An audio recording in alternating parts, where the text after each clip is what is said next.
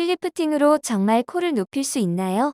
실제로 단기적인 효과는 꽤 있습니다. 우리가 필러만 생각하다가 실을 넣게 되면은 리프팅 효과가 훨씬 더 극대화되기 때문에 많은 효과가 있다고 볼 수가 있죠. 9만 원 이하의 가격으로 홍보하던데 제 병원이라면 그렇게 안 할 것 같아요. 못 할 것 같아요. 왜냐하면은 실 하나당 저희가 가격이 한 뭐 그 정도가 된다고 생각을 하면 되거든요. 근데 실이 생각보다 코 리프팅을 할 때도 8개, 9개 막 그렇게 들어가기 때문에 그런 경우에는 실 하나 가격이 그 정도고 나머지 시술을 합쳤을 경우에 더 비싸게 되지 않을까 그렇게 생각이 되는데, 만약에 그러면 실을 아주 적게 넣는다 그러면은 효과가 좀 적겠죠. 아무래도 오래 가지도 않고.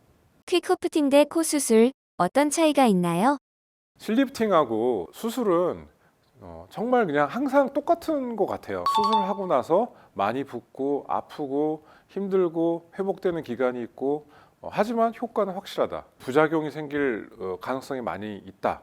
그렇게 생각을 하지만 실리프팅은 아주 간단하고 다음날에도 생활이 가능하고 아무런 문제가 없지만 효과가 지속 기간이 좀 떨어질 수가 있고, 그래서 반복 시술을 해야 된다. 그 사이인 것 같습니다. 그래서 우리가 그냥 나는 한번 이렇게 해볼래, 그랬을 경우에는 실리프팅도 아주 괜찮은 시술이 되고, 하지만 나는 평생을 위해서 뭔가를 해볼 거야 그러면은 이제 수술로 가셔야 되고, 그러게 아닐까 생각이 듭니다.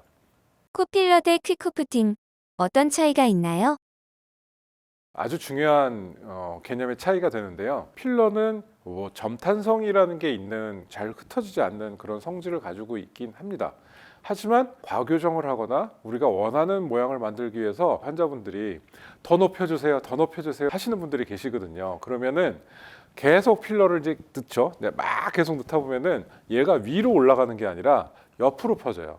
그래서 저희는 이런 걸 갖다가 아마타코라고 얘기를 하는데, 실은 그럴 일이 없거든요. 왜냐하면 실은 그 계속 위로 실을 넣어줘서 걔 모양을 만들어 갈 수가 있는 시술입니다. 그래서 훨씬 더 유리하다고 할 수가 있고요.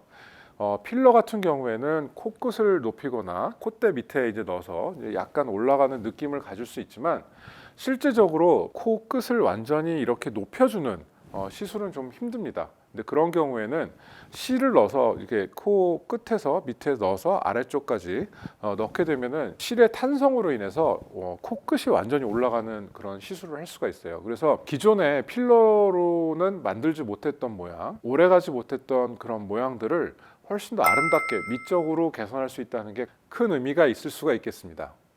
퀵호프팅 지속 기간이 궁금해요. 코에도 실이 되게 여러 가지가 있어요. 원장님마다 이제 쓰시는 실이 다 다르게 되는데 실마다의 또 지속 기간도 차이가 있습니다. 근데 보통은 물론 실의 개수도 중요하고요. 올바른 실을 가지고 올바른 방법으로 실을 했을 경우에는 6개월에서 9개월 정도 시술 유지 기간이 된다고 생각하고 있습니다. 퀵호프팅 많이 비싼가요?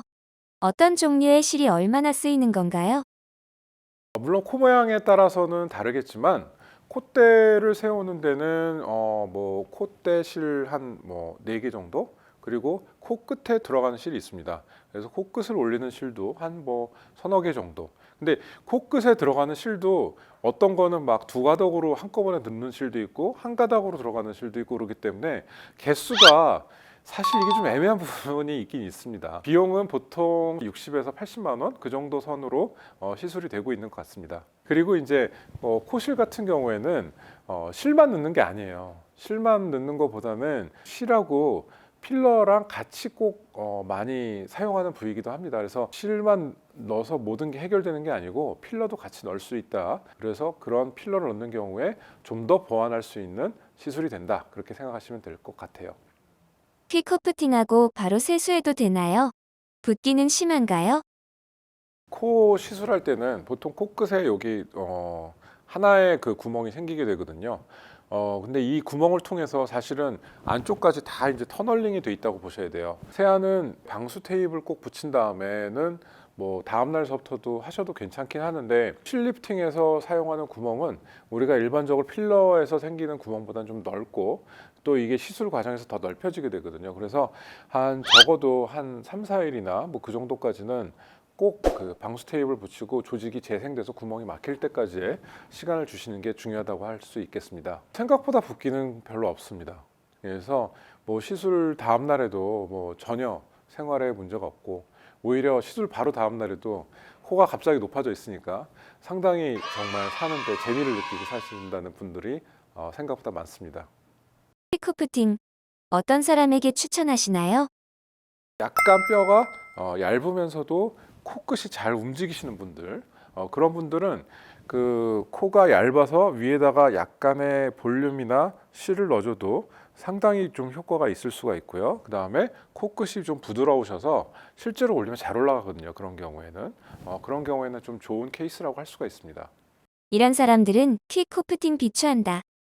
우리가 원하는 코는 아무래도 콧대도 높고 코끝도 높고 막 그런 이제 코를 원하게 되잖아요. 근데 뼈가 많이 넓으신 분들, 그런 분들은 사실 되게 교정이 힘들어요. 그리고 콧볼도 되게 많이 이렇게 발달하신 분들, 그런 분들은 사실 힘든 경우가 많습니다. 그리고 뭐 코끝이 너무 단단해서 얘를 올려도 잘 안 올라가는 경우가 있거든요. 그런 경우에 이제 좀 힘든 경우가 되겠고, 제일 조심해야 될 게 코에 이미 보형물을 갖고 계신 분들, 필러 같은 경우에는 좀 층을 바꿔서 우리가 시술할 수 있는 여지가 약간 있을 수가 있습니다. 하지만 실 같은 경우에는 아주 적합한 층이 정해져 있거든요. 그래서 그런 코 보형물이 이미 들어가신 분들, 그런 분들은 절대 시술을 하면 안 된다고 생각하시는 게 좋을 것 같습니다.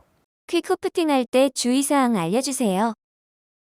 처음에 신기해서 막 이렇게 만져본다든지 위아래로 움직여 본다든지 하는 경우에 가장 문제가 될 수 있습니다. 그래서 왜냐하면 해보신 분은 알겠지만 되게 신기하거든요. 자기 얼굴이 이렇게 바뀔 수 있다는 게. 수술이 아니고 정말 이렇게 뭐 실을 넣어서 당김으로 인해서 자기 얼굴이 이렇게 바뀐다는 게 어떻게 보면 미라클 같은 그런 시술이긴 합니다. 한 달이나 뭐 두 달까지 그 자리에 있음으로 인해서 주변에 섬유화가 생겨서 얘가 안정될 때까지 시간이 있어야 되거든요. 코 같은 경우에는 염증이 생기면은 되게 많이 그 안 좋아질 수 있는 부분이고, 연골 자체도 뭐 피해를 받을 수 있는 부분입니다. 그렇기 때문에 그 시술한 부위에 절대로 균이 들어가지 않도록 특별한 조심을 해주시는 게 중요할 것 같습니다.